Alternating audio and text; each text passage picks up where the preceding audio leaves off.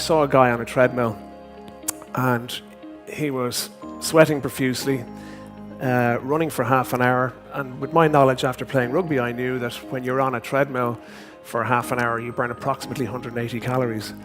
And I looked at him, and he got off and he had a sports drink and drank in 180 calories straight after it. And I was kind of going, why doesn't this guy get it? And I figured that it wasn't a mainstream thought process. People actually didn't realize that sugar was bad for you back then. It sounds crazy now because it's in every newspaper, and Jamie's school dinners are always talking about it. So I guess I have a lot to thank him for. VitHit's kind of an irreverent brand. It's something you can trust. You can always trust that there's all the vitamins and all the teas in there. But you don't have to be whiter than white to be trustworthy.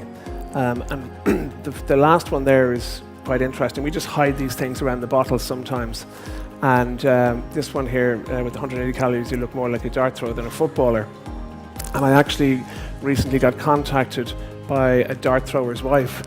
And she sent me a picture of herself and her husband, and saying, you know, not all dart throwers are ugly. And well, I'll leave that one to your imagination.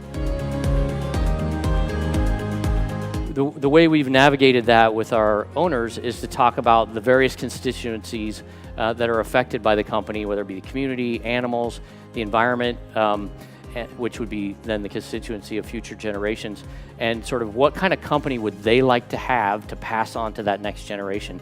You know, we aspire to be somewhere between consumer oblivious, which, you know, probably isn't the best place to be, and completely consumer driven, which I would argue is also not the best place to be. And so while we have a strong set of values and principles and a brand identity built on the history and the heritage of the company, we do need to understand what consumers' interests are and how we might play into those. So we're not changing the brand or changing the foundation of the company in order to navigate around the consumer, but we also understand that we need to speak to the consumer in the ways that make sense to them and do a job for them. And so helping every employee in the company understand, first of all, the concept that if you're not growing, you're dying, as a general business orientation, but also just understanding how growth creates stability, opportunity, reinvestment in ways that actually matter to them. Connecting everyone to that mission and strategy, old and new, and co-developing the mission and the strategy together has been key for us. I think long and hard about creating a deep and meaningful brand world for your brands as well. They are more in the world of Martin's Westeros, Game of Thrones, Tolkien's Middle-earth, and Star Wars, right?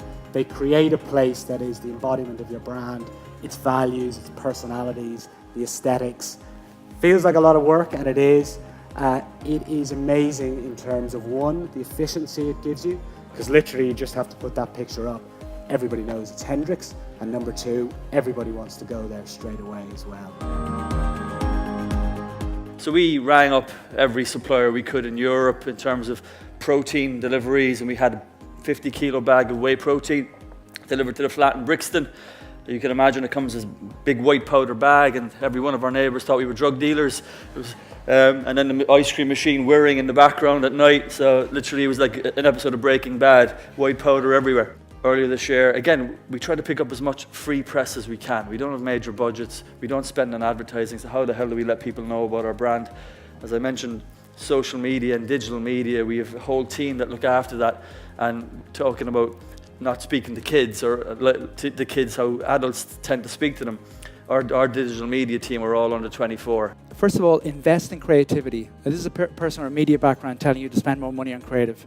But really do invest in creative. It has a commercial benefit. And as you can see from the image there with John Lewis went from 2010, where they had a market share of 23%, to 30% in 2016. And what they did there was invest in creative. And they bucked the trend against advertising and using short-term, which would what the category would be doing. And this is one of the more established and mature categories that exists. And they invest in creative, and they changed the market. Now they've owned Christmas over the last number of Christmas, and people look forward to the commercial. And we know this for a fact that that creatively awarded campaigns are 6 times as effective as non-creatively awarded campaigns. So that's a real commercial benefit from investing in your creative and finding those assets that the consumer will engage with. But I would encourage brand managers to think about their roles not as people who design packaging or design advertising or campaigns like that. Really encourage brand managers to think about their role as understanding the consumer better than anybody else in your field. That's your primary purpose as a brand manager. I think for the last couple of years I've been on a mission to really get out of that.